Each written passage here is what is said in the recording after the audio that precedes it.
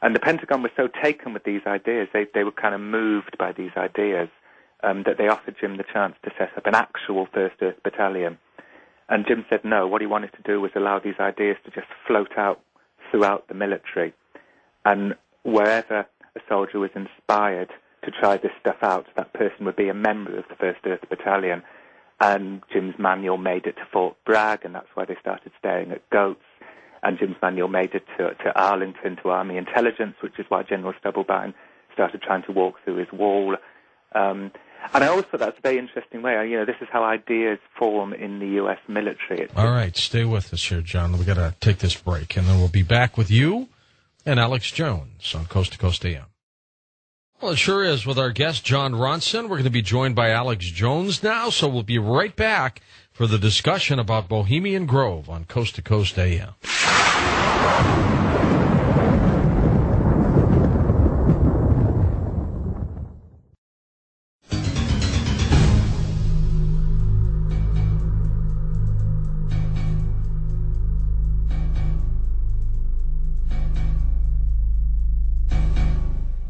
Alex Jones, an award-winning documentary filmmaker and political researcher.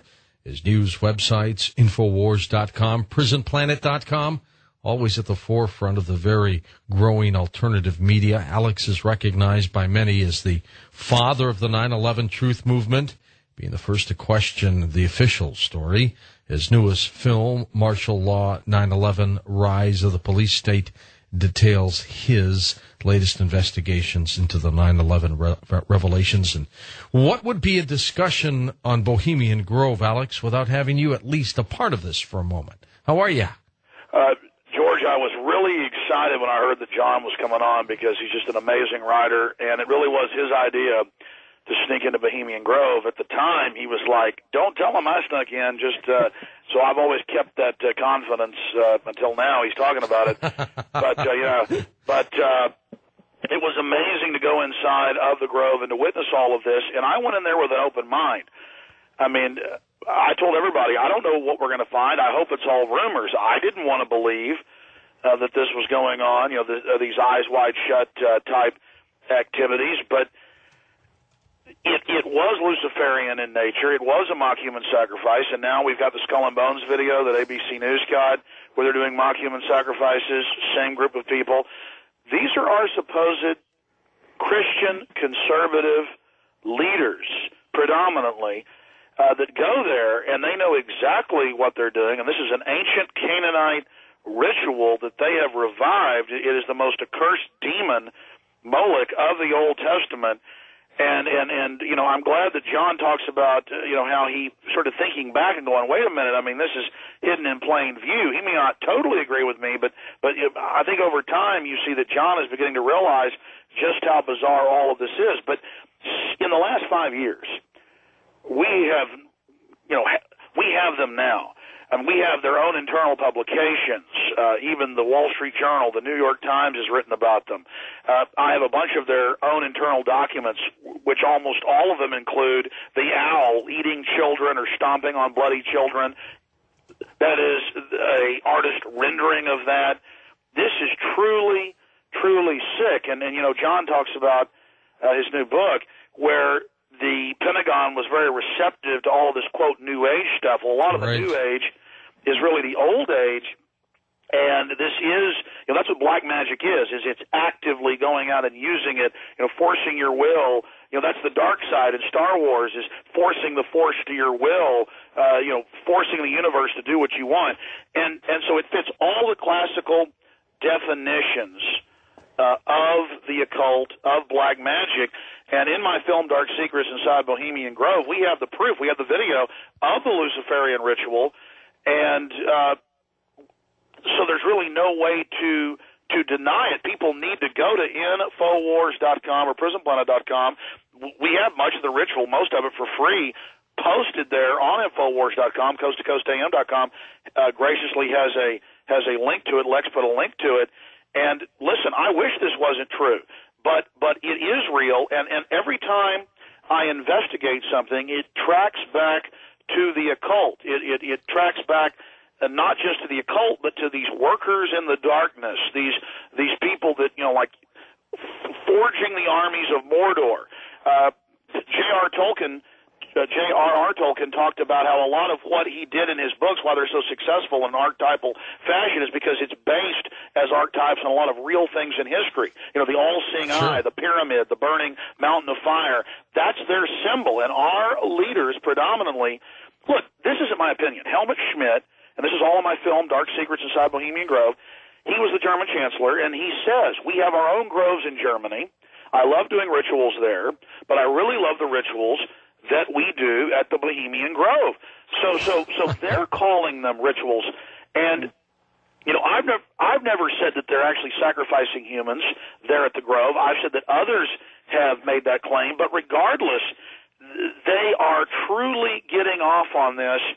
And I'm just glad that Jon Ronson had the truly original idea and the will to actually go on his fact-finding mission and to include me in it.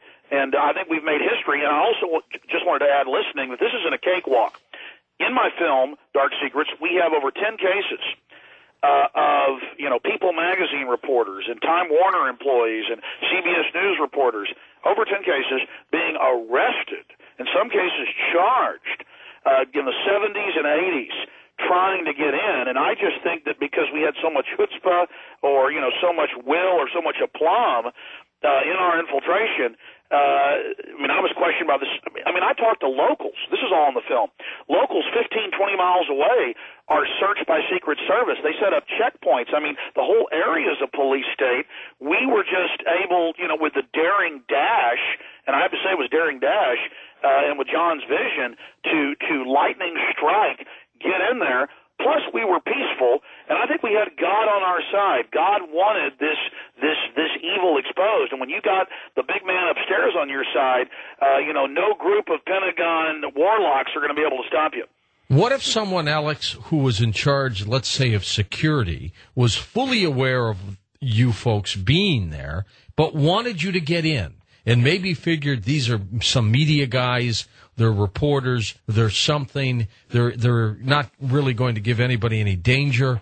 We want this exposed. Maybe somebody had an axe to grind, knew you were coming in, and let you guys come through. George, I'm not just saying this to kiss up to you, even though you've got the second biggest radio show in the country, but you are always so astute. Well, to answer John's, your question about John saying maybe I was paranoid that he was a government agent, maybe there was a slight microscopic glint or inkling of that, but no, I didn't really think John was an agent. I just thought that four of us trying to sneak in wouldn't work, and so I said I'm going to go in earlier, and I'm going to try to take the circuitous route in, and that's what I did successfully. But in hindsight, and again, I go off proof. You know, everything I do is proof, but in my gut, which unfortunately is never wrong, or rarely wrong, in my gut, talking to Secret Service, talking to Sonoma County sheriffs, deputies who were in there, I really think when they were talking to me, it was like they were smiling at me. I kind of got the feeling that they wanted me to get in and get out with what I got. Mm-hmm. But I don't know why. But then, on top of that, I wasn't sure. But now, Wall Street Journal, San Francisco Chronicle, all these big publications, New York Post admitting that top gay porn stars go in there to, quote, service the moguls. That's the headlines. You know, all of this has now come out. So seeing all that come out later, then I have to think that my instincts, and obviously your instincts, George, are probably going in the right direction. But, John, what do you think of this? Well, I don't know. I mean, I am constantly amazed that we got in. And, you know, thrilled, because if we hadn't got in, then, you know, it would have been like a really bad story. Especially, John, with the kind of players that were there. I mean, that just doesn't happen. Well, you guys have millionaires. I mean, we know that dozens of multi-billionaires, people worth $50 billion, admittedly go to the Grove. And you know, on the other side of things, showing that somebody didn't want us to get the footage, in the hotel rooms that night, they transferred my video that I'd shot over to their camera. They looked at it. They tested it. They mailed it out to England. It was erased. They tried to fly out with video. It was erased. I had to falsely mark the video, mail it to World of Wonder in L.A. They had to falsely label it to get it into England for the editing. John, did that not happen?